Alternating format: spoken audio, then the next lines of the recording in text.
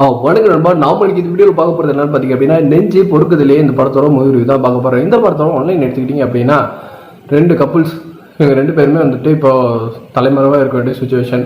ஒரு கப்புள் ஃப்ரெண்டுக்கு ஹெல்ப் பண்ணதுனால இன்னொரு கப்புள் யார் அந்த ஹெல்ப் வாங்கினவங்க தான். ஸோ அவங்க 2 பேருமே வந்துட்டு இன்டர்கேஸ்ட் மேரேஜ் பண்ணிக்கிட்டாங்க. ஸோ வீட்டில் ப்ரெஷர்னால இங்கே இப்போ வந்துட்டு ஃப்ரெண்டோட ஹெல்ப் பண்ணாலும் தலைமறைவாக இருக்கிறாங்க. ஒரு இடத்துக்கு மேலே இந்த விஷயம் அவங்க வீட்டில் அவங்க தெரிய வந்து இதுக்கப்புறம் என்ன நடந்துச்சுன்னா படத்தோட மீதி கதையாக இருந்தது. இந்த மாதிரி கதை கிட்டத்தட்ட ஏகப்பட்ட படத்தில் பார்த்துட்டோம். இதே ஒரு ஸ்டோரி, இதே ஒரு திரைக்கதை, இதே ஒரு மேக்கப்பில் நிறைய படம் பார்த்ததுனால எதுவுமே இந்த படத்தில் சுவாரஸ்யமாகவும் புதுசாகவும் அமையல. முக்கியமாக இவங்க சொல்ல வந்த எல்லா விஷயங்களுமே ஆல்ரெடி பார்த்ததுனால நமக்கு வந்துட்டு ரொம்ப லேக்காக தான் இந்த படம் வந்துட்டு மூவ் ஆச்சு. படத்தில் நடிச்சவங்களுக்கு இது கொஞ்சம் புதுசு அப்படிங்கிறதுனால எல்லாருமே வந்துட்டு ஓவரால் வந்துட்டு ஓகேவாக தான் பர்ஃபார்ம் பண்ணியிருந்தாங்க. எந்த இடத்துலையுமே எமோஷனாக சுத்தமாக கனெக்ட் ஆகாமல் போயிடுச்சு.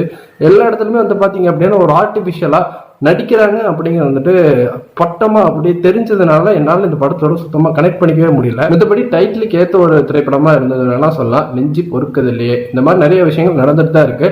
அதை இன்னும் கொஞ்சம் அழுத்தமா வந்துட்டு காட்டியிருக்கலாமோ அப்படிங்கிறது என்னோட எண்ணமாக தான் இருந்தது. நீங்க இந்த படம் பார்த்துருக்கீங்கன்னா உங்களுக்கு எப்படி பேசுங்க, நம்மளோட கமெண்ட் செக்ஷன்ல தட்டி விட்டுருங்க. நன்றி, வணக்கம்.